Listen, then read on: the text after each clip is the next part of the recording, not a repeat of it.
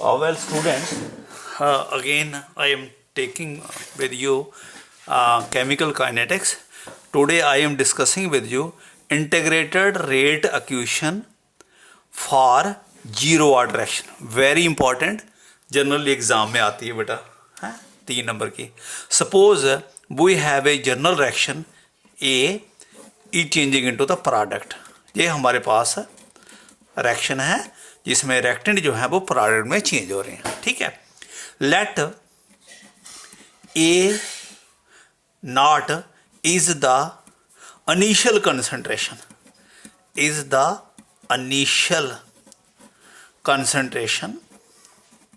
concentration when time is 0, मतलब अभी reaction start नहीं हुई.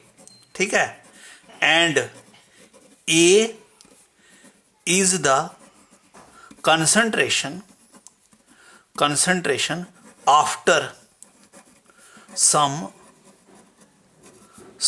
Time dt. ठीक है.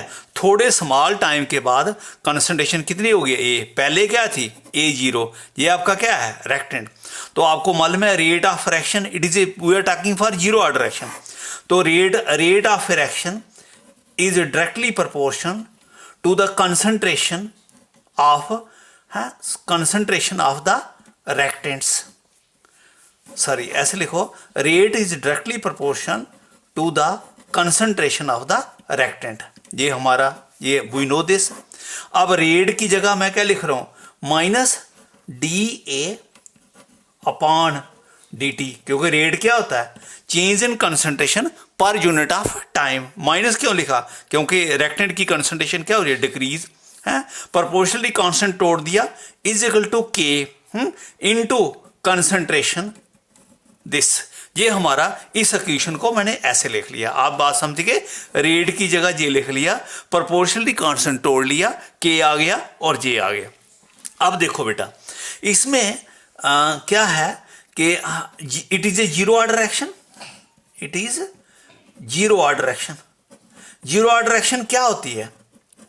जीरो ऑर्डर रिएक्शन होती है जिसमें जो रेट है वो कंसंट्रेशन पर डिपेंड नहीं करता. तो I will write minus D A upon D T is equal to K. उसकी कंसंट्रेशन जीरो, जहां जीरो है, अगर जीरो ऑर्डर तो जहां जीरो होता है, अगर जहां वन हो तो वन ऑर्डर होता है, टू हो तो टू होता है. समझते हैं ना. तो ये anything raise power zero is equal to one, it is equal to K. ये हमारे पास आ गया minus D A by D T is equal to K. और minus D A upon D T is equal to K. जे हमारे पास equation आ गई. जहां से देखो minus D A is equal to K into D T. ये हमारे पास एक इक्वेशन आ गई. ठीक है. इसको इंटीग्रेट करिए. Integrating with integrating the equation. जहां वेरिएबल कौन है टेम्परेचर. Integrate the equation. तो इसकी इंटीग्रेशन करेंगे तो इंटीग्रेशन और डी डिफरेंशिएशन कैंसिल हो जाते हैं. You get minus A is equal to concentration लिखनी तो is equal to K D T क्या हो जाएगा के इंटू टी. क्योंकि इंटीग्रेशन भाई इसके जहां इंटीग्रेशन लगाओगे इंटीग्रेशन और डी कैंसिल हो गया डिफरेंशिएशन. और जे डी टी क्या है स्मॉल टाइम. तो integration of D T is T. पता ना integration of D x is x, integration of D T is T plus I. I is the integration constant.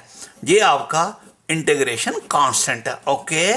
ध्यान से समझना, कोई जल्दी वाली बात नहीं है. आराम से इंटीग्रेशन कांस्टेंट. आई जो है इंटीग्रेशन कांस्टेंट है. तो ये आपका आ गया माइनस. यहां से लिख लो K T when time is equal to zero. जब टाइम जीरो है तो ए कितना होगा ए नॉट. मेरी बात समझ के. कंसंट्रेशन जो है वो ओरिजिनल के बराबर होगी. तो जहां इसकी टी की वैल्यू लगा लो तो ये क्या आ जाएगा माइनस ए नॉट की कंसंट्रेशन ओरिजिनल कंसंट्रेशन। ये जीरो इधर नहीं है, ये इधर है, ये दिखा रहा original concentration is equal to K, ये जीरो हो गया, ये जीरो हो गया, K into zero zero, zero plus I है, तो आपके पास रिलेशन आ गई minus A not is equal to I. तो ये जो आई की वैल्यू है इसको इसमें सब्स्टिट्यूट कर दो इक्वेशन सेकंड में। substituting the value of I in equation second, तो क्या आ जाएगा minus A is equal to K T, I की वैल्यू क्या आ गई है माइनस ए नॉट। ये आपकी आई की वैल्यू जो इधर आई है वो इधर लगा ली, जहां से मैं लिख सकता हूं or K T is equal to A not concentration minus A concentration. This is the concentration initial, this is the concentration after some time D T. तो जहां से मैं लिख सकता हूं K is equal to A not minus, ये आपका minus था ना, तो ये ए नॉट उधर चला गया प्लस हो गया, इज इक्वल टू के अब A not minus A upon T. This is called as a integrated rate constant equation for zero order action. ये हमारे पास अगर आप ऐसे लिखना चाहो तो ये भी लिख सकते हो K is equal to change in concentration. A not की कंसंट्रेशन है, ऐसे लिखो ए कंसंट्रेशन है और ये कंसंट्रेशन कितनी है आफ्टर सम टाइम, ये इनिशियल कंसंट्रेशन है, ये कंसंट, तो ये आपका this is the rate equation for zero order action. अब देखो इससे आगे हम करते हैं zero order half life, half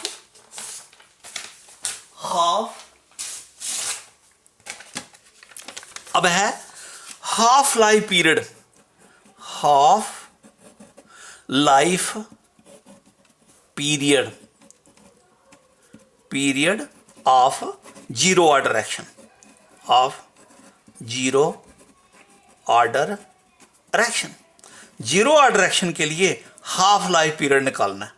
आपको मालूम है हाफ लाइफ का मतलब है when T is equal to T half. T half मतलब टाइम आधा हो चुका है रिएक्शन का, जितनी उसकी लाइफ है अगर 1 घंटे में कंप्लीट होनी है तो उसका आधा घंटा हो चुका है। तो इसको सब्स्टिट्यूटिंग दिस वैल्यू है व्हेन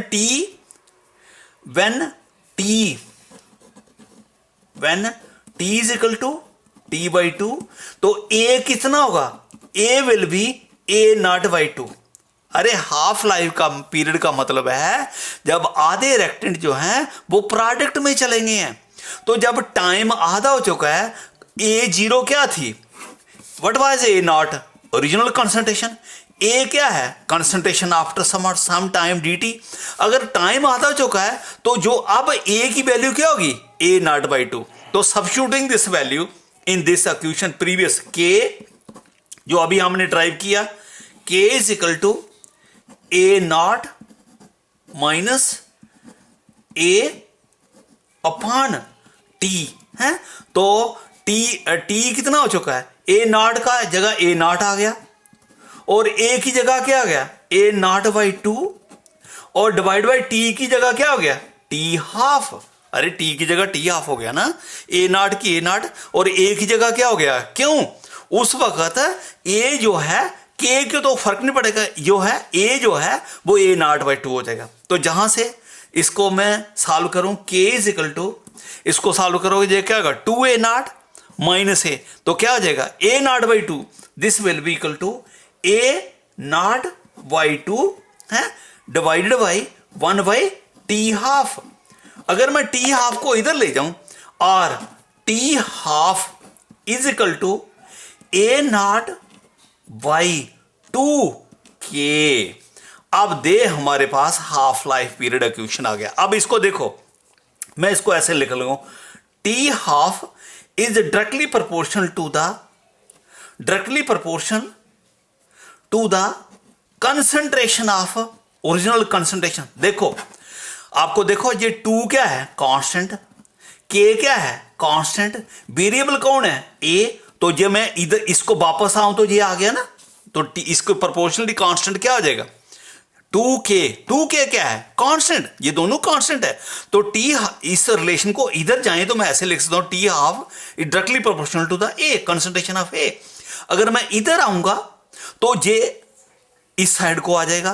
तो अब इस इक्वेशन का क्या मतलब है कि जो जीरो ऑर्डर रिएक्शन होती हैं, ध्यान से सुनना क्या करने लगा, उनका जो हाफ लाइफ पीरियड होता है वो उनकी ओरिजिनल जो कंसंट्रेशन लोगे उस पर डिपेंड करेगा। मेरी बात समझ गए? Half life period will depend upon the original concentration of the reactants. अगर ये कंसंट्रेशन कम होगी हाफ लाइफ पीरियड भी कम हो जाएगा, अगर ये कंसंट्रेशन ज्यादा होगी हाफ लाइफ पीरियड भी ज्यादा हो जाएगा। मतलब this is half life period. ध्यान से सुनो क्या कह रहा हूं, दोबारा समझाओ। टी ये लगाया, ये T is equal to T half, T ये हो गया। ए क्या है, जब टाइम आधा हो चुका होगा तो जो अब कंसंट्रेशन ए जो है वो ओरिजिनल की आधी होगी। ओरिजिनल क्या है, ए जीरो, तो टी ए2। तो के की ए ना, इसकी जगह वैल्यू लगा दी a0। इसको सॉल्व करो, क्या होगा 2a0 माइनस a0, क्या हो गया a0/2, a0/2 इंटू t/2। अब टी हाफ को इधर ले जाओ, तो टी हाफ इधर लेके क्या हो गया a0/2 इंटू योर के है। आपको मालूम है वेरिएबल जे है, कंसंट्रेशन चेंज हो सकती है। कांस्टेंट के कांस्टेंट होता है जब टेम्परेचर कांस्टेंट हो के, और ये आपका जो 2 है ये भी कांस्टेंट है, 2 भी कांस्टेंट है, के भी कांस्टेंट है। तो 2 भी कांस्टेंट है, के भी कांस्टेंट है, तो दोनों मिलके कांस्टेंट हो गए ना। तो ये फिर इसको, ये जब कांस्टेंट हो गया तो इसको मैं लिख लिया T half is directly proportional to the concentration. ये इक्वेशन ड्राइव हो गया कि half life period of zero order reaction is directly proportional to the initial concentration. अगर इनिशियल कंसंट्रेशन ज्यादा होगी हाफ लाइफ पीरियड ज्यादा होगा, अगर इनिशियल कंसंट्रेशन कम होगी हाफ लाइफ पीरियड भी कम होगा। ओके बेटा।